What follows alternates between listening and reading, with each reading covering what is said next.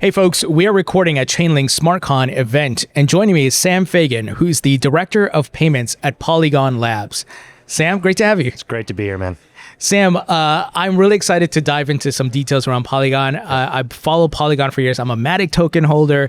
Love to hear that. Yeah, and I've been seeing like on RWA.xyz a lot of building happening on Polygon. Absolutely. Which is really cool. But before we get to all that, tell us a bit about yourself and your history in crypto. Yeah, so I've been at Polygon for about 7 months now. Started in March. Prior to Polygon, I was at checkout.com, leading stablecoin growth in crypto in the US. So working with the likes of Coinbase and Crypto.com and MoonPay to accept debit and credit card payments, but also working with Web2 merchants such as Fiverr and Upwork, who were very early stages of starting to test what stablecoin withdrawals will look like. So the use case there, contractor or someone in the US is hiring someone in Latin America. Instead of withdrawing to local currency as they accept dollars, they want to hold a dollar denominated stablecoin and withdraw in stablecoin. So it was very early days, and I think now we're finally getting to that point where we're seeing some of this adoption. Yeah. Prior to that, I was at Coin Payments, leading global strategy there. Prior to that, co-founded a company called OmniCash, which was doing stablecoin rewards. We were founded and funded by Fiserv. And yeah, I was doing that for 2 years. So been in and around stablecoin payments for about 7 years now. I've been waiting for this moment right now. So super exciting. Yeah. So what's it like seeing the Genius Act pass, where the market has clarity around stablecoins and everybody and their grandma wants to launch a stablecoin now? Yeah. No, we've been looking for kind of the rules and the lay of the land in order to really see this technology scale and this payment rail scale. I think kind of the first domino was when Stripe acquired Bridge. Shout out to Zach. Love the Bridge team. Yeah. But once that domino fell, it really put everything else into place. And with the Genius Act, now these companies that were testing and running POCs are now starting to go live. So we're seeing enterprises, fintechs, PSPs really starting to go live with their first proof of concept. So it's exciting. Yeah, it's really exciting. And, we have a much more favorable environment for crypto, and it seems folks are optimistic. They're heads down building, innovating, and we got the market structure bill that's, coming up soon. What do you think about the market structure when that gets passed and what impact it will have on the industry? So I try not to comment on pending regulation, but I will say that it's just another very important step to see who the regulator is going to be, both for the commodities and the security side. So very excited to see what happens in the coming months. Oh, for sure. So give us an overview of Polygon. For those who may not know, what is Polygon? Tell us about the blockchain and much more. Yeah, so Polygon historically is a legacy layer 2 on Ethereum, EVM compatible. Right. As of really the last year, we've been very much focused on payments. Prior to me joining in March, we really took a deep dive into our data, and we saw significant organic growth in P2P volume. Right now, we're the #1 chain for monthly active users for USDC. Wow. And #3 USDT. Wow. So we felt as if we needed to really double down and triple down on payments. Right. So they brought on myself, my colleague Jamal, who's former Bridge, former Cash App. Shout out to Jamal. Yeah. We just hired John Egan recently, who was the former head of crypto at Stripe, and Ashwari, who's been leading payments at Polygon for 4 years now, was former Amex. So after diving into some of the data, we really realized that we wanted to go deep into payments and what it looks like today. We try to think of ourselves as consultants. We're not selling financial services ourselves. Sure. We're really the payment network for payment companies and enterprises to really get their foot in the door for on-chain payments. So when we're talking to an enterprise or a payment company, trying to educate them on some of the use cases and trends that we're seeing, but also getting an understanding of what their current problems are and some of the gaps are in their businesses. Sure. We're finding a lot with the introduction of stablecoins. Payouts and remittances is a natural use case. Treasury management is a natural use case. So like as an example, we're working with a top 3 money remitter. These remittance companies are holding dormant capital in bank accounts. So they call it nostro vosho. Nostro, yeah. So they might have a myriad of bank accounts in which they're holding dormant capital in order to ledger, let's just say a transaction from dollars to BRL. They're holding BRL in a bank account local in Brazil. in which they have to ledger off. So what stablecoins provide is the ability to now transact 24/7, move money intercompany within their bank accounts 24/7, and limiting some of that pre-funding. So that's just an example of understanding kind of the use case, us having payments experience on the other side, and now applying it to what the technology can provide. So yeah, it's exciting times. And on that note, I read recently that Flutterwave selected Polygon as its default blockchain for cross-border payments. Yep. Tell us about that. Yeah, super excited about Flutterwave specifically. When I came into Polygon, I think of how we're thinking about things, like one of the things we talk about is modernization with a purpose. We're not trying to bypass the banking rails. We're trying to expand upon it and give access and inclusion. And when we think about some of the markets where we're going to have the greatest influence, Africa is definitely one of them. For sure. Flutterwave is the largest payment company in Africa. Wow. So what the use case is today, they have a lot of enterprise merchants such as Uber and Netflix who right now accept Naira. Naira is very volatile to the dollar. So what they're doing, as soon as they accept that Naira, they are immediately swapping to a stablecoin, usually USDT. And then now they're sitting on a lot of USDT. What Flutterwave is going to be doing is now accepting deposits in stablecoin, swapping to $1, and then settling to Netflix and Uber's bank accounts in the US. Wow. So we're really excited to be the default chain for Flutterwave and their new build. But again, I think it's us really understanding the use cases being on that side, and we're in the business of solving problems. And yeah, super excited about Flutterwave, and downstream as a phase 2, they'll be rolling this out to consumers. So now some of the unbanked will now have access to dollar-denominated stablecoins by just downloading a digital wallet. So super excited. That's incredible. Yeah. On many levels, that you have the largest payments company. Is it the payments company, Flutterwave? Yeah, so they're an acquirer, so they accept debit and credit card payments, also do local bank transfers, but they're a PSP. Okay. So if you're thinking about, like, Stripe is very big in the US. Sure. You have companies like Adyen and Checkout that are big globally. They are an enterprise PSP for Africa. That's incredible. And then, I think about, you mentioned the unbanked and people who don't have financial services, and now through this technology are able to do that and access the world's reserve currency, the dollar, via stablecoin, and they can put that to work even in DeFi and so forth. Absolutely. No, it's very exciting, and it's going to be interesting seeing over the next few years. I think a lot of multinational corporations are going to become fintechs or banks themselves.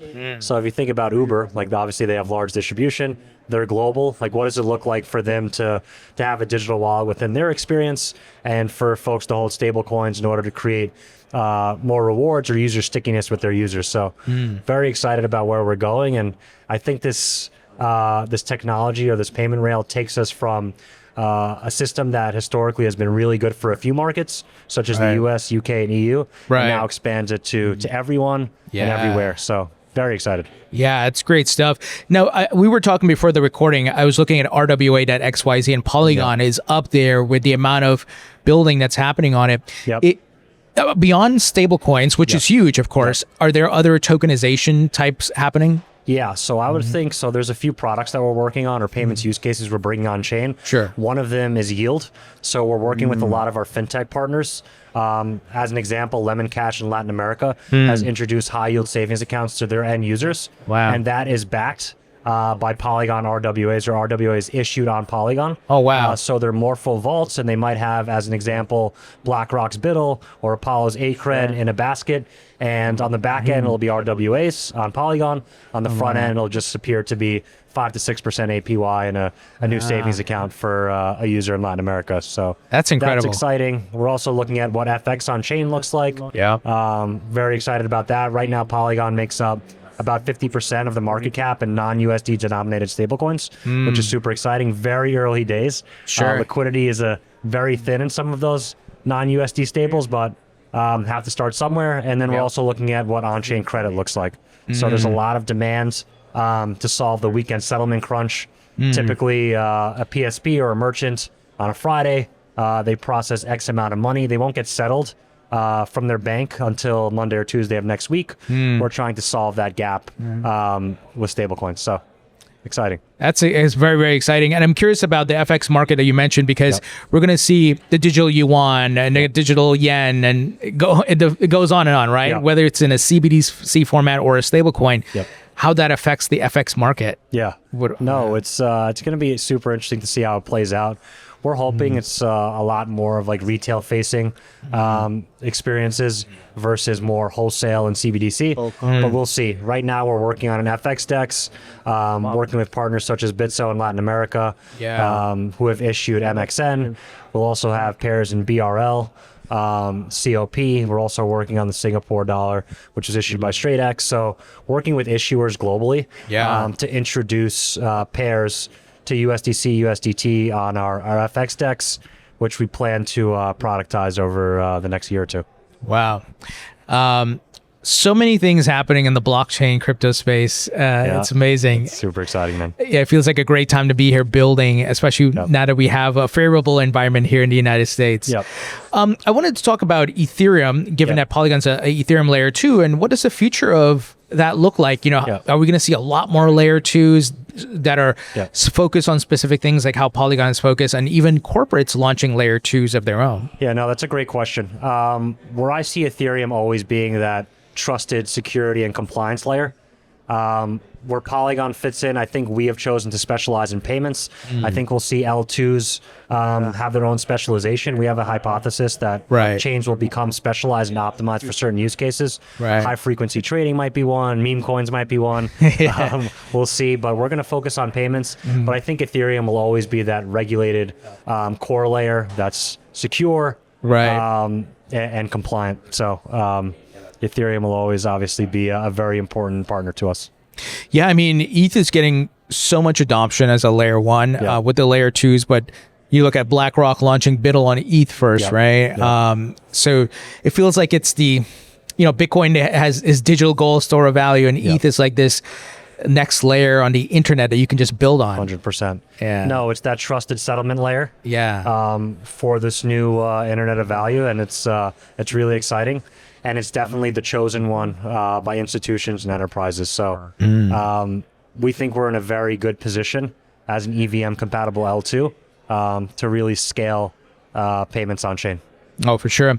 As much as you can share, what's on your roadmap? What can we expect in 2026? Yeah, I think I touched upon it a little bit. Definitely the FX on chain is a very exciting component for us. Yield will continue working with fintechs who are really trying to add additional financial services that have to do with high yield savings accounts. I think you'll start to see a lot of remittance companies starting to introduce their own version of a neobank or digital wallet or a bank account.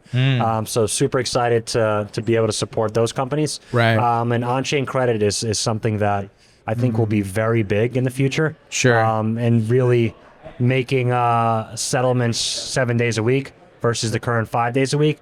Those are like the 3 products that we're working on now, and I think you'll start to see some new ideas come from Polygon next year, which I'll hopefully be able to share next year this time. But I think those are the 3 to focus on right now in the marketplace. Well, since you're not far from where I live and where my studio is, we're going to have to do it in person to go through the details. That'd be really good. I would love to get your thoughts on the tokenization market, because we're seeing a massive race there. Folks are tokenizing equities, money market, precious metals, real estate, and so forth. And it's the big institutions now leading the charge. What is your outlook on that market? Yeah, I think what's super exciting, it's giving access to those that typically didn't have access globally. That's what I'm really excited about regarding some of these tokenized money market funds issued by BlackRock, as an example. I think it's really all about access and inclusion. And these tokenized products are just giving further access and liquidity to those that typically in the past did not have access. So I think that's what it's about, and it's exciting. Yeah, and along the lines of what you're mentioning earlier, with Polygon's focus on payments and working with Flutterwave and different parts of the world where people couldn't access the dollar easily, but now in a tokenized form, they could potentially access U.S. stocks and other funds, and that could change their life. No, yeah, it's I've mentioned it earlier, like, it's modernization with a purpose, and we're just very, very excited to be on the forefront of giving access to people that in the past did not. It's very, very exciting, man. Yeah, and I love, it's one thing to say, hey, this technology is great, but to see it applied in the real world and helping people, I mean, that's what it has to be at the end of the day, right? Yep, that's what I hope a lot of us got into this space. I know I started watching your podcast like 7-8 years ago when I first got into the space, and you've done a lot for this industry, and I think a lot of us got into it with a purpose-driven mindset. So we're finally at this. I think we've just crossed the starting gate. We've crossed the chasm. Stablecoins have product market fit, and a lot of it is rooted in purpose, which is great. Absolutely. Sam, great stuff. Yeah. We're going to have to do a long form, but thank you so much for joining man. me. Thanks, man. This episode is brought to you by Uphold, which is a great crypto platform that makes it easy to buy, sell, and stake crypto assets. Uphold has over 300 plus cryptocurrencies, including Bitcoin and all the top altcoins, and they offer a crypto staking on over 19 crypto assets. I've been a user of the platform for many years. They are safe and reliable. They don't commingle or lend out your crypto funds, and they are 100% reserved. You can review their transparency report. Uphold also offers an amazing rewards program where you can earn up to 5.25% on stablecoins. This rewards program also allows you to get 24-hour early access to new tokens that they list. And to participate, you just simply have to open the app once per month, deposit $50 once per month, and trade $50 once per month. And the stablecoins that they support includes Ripple's RLUSD. You can earn up to 5% on that stablecoin and 5.25% on USBC. So if you'd like to learn more about Uphold and all the great services they offer, visit the link in the description.